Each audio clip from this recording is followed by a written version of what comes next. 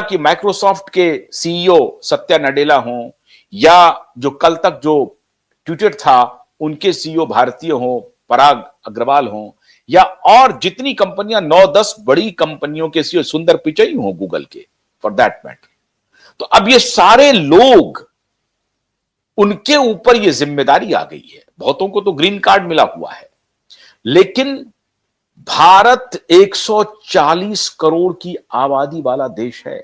पूरा अमेरिका, पूरा Europe, England, Australia, सबके पॉपुलेशन को जोड़ दें तो 80 करोड़ का आंकड़ा नहीं छू पाता है। अब आप सोचिए, अगर 140 करोड़ की आबादी वाले देश ने आंख दिखाना शुरू कर दिया, और वो भी लड़ाई करके नहीं, वॉर करके नहीं, हथियार से नहीं, अपने दिमाग से, अपने कौशल से, अपनी बुद्धि से, तब क्या होगा? यही डर सता रहा है अमेरिका को कि भारतीय नस्ल एक ऐसा नस्ल है जिसमें कौशल भी है, बुद्धि भी है, विवेक भी है, तीक्ष्णता भी है, और करने का जिद भी है। यह एक ऐसा नस्ल है जो वॉर में इन्वॉल्व नहीं होना चाहता, और इसलिए इस्लामिक कंट्रीज को हवा दिया जा रहा है। इसीलिए पाकिस्तान को और बांग्लादेश को हवा दिया जा रहा है कि इस एरिया को डीस्टेबलाइज करो।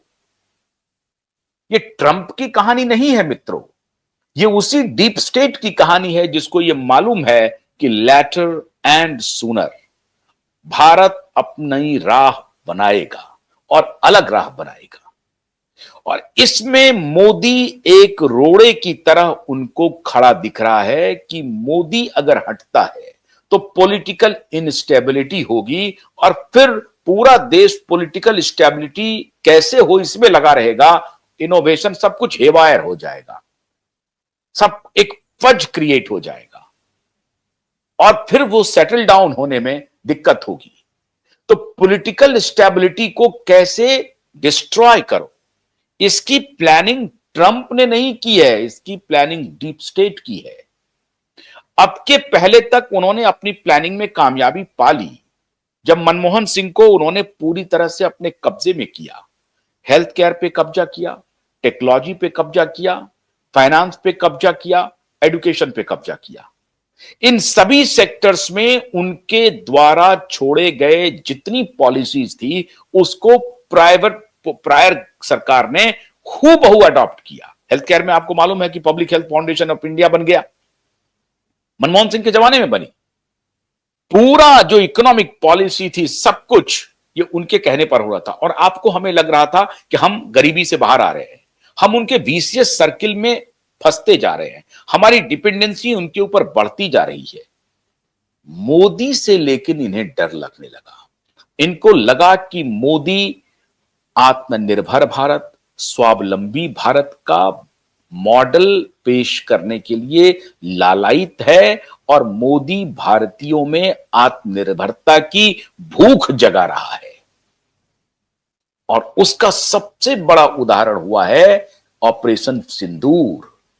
ऑपरेशन सिंदूर में जो भारत ने अपने इंडिजिनस डिफेंस सिस्टम, अभी ठीक है रसिया के साथ उन्होंने किया, लेकिन ब्रह्मोस से लेकर के बहुत सारे जो मिसाइल्स थे जो इंडिजिनस तैयार किए गए थे, उसका जो परीक्षण हुआ, उसकी जो शक्ति दुनिया ने देखी, तो अमेरिका खास तौर से डर गया कि आने वाले दिनों में यह मुमकिन है कि ये हमसे फ्रांस से राफेल ना खरीदें, आपसे MiF-35 ना खरीदें, रशिया से भी नहीं खरीदें, चाइना से तो खरीदने का सवाल ही नहीं है। इन देशों से भी हथियार ये खरीदना बंद कर दें, क्योंकि इनके पास वो सारे गुण मौजूद हैं कि ये स्वयं हथियार का निर्माण कर सकते हैं। तो अगर भारत ने शक्ति सामर्थ्य भी प्राप्त कर लिया तो कौशल और बुद्धि तो बड़ा तीक्ष्ण है, ये गजब ढा देगा। स्पेस एरेना में हमने गजब ढाया जब 489 करोड़ में मंगलयान तैयार कर दिया। अब एक भारतीय अभी अभी, हालांकि वो अमेरिकन मिशन में ही शामिल था, लेकिन अभी अभी स्पेस सेंटर से लौट करके आया है, शुभांशु शुक्ला।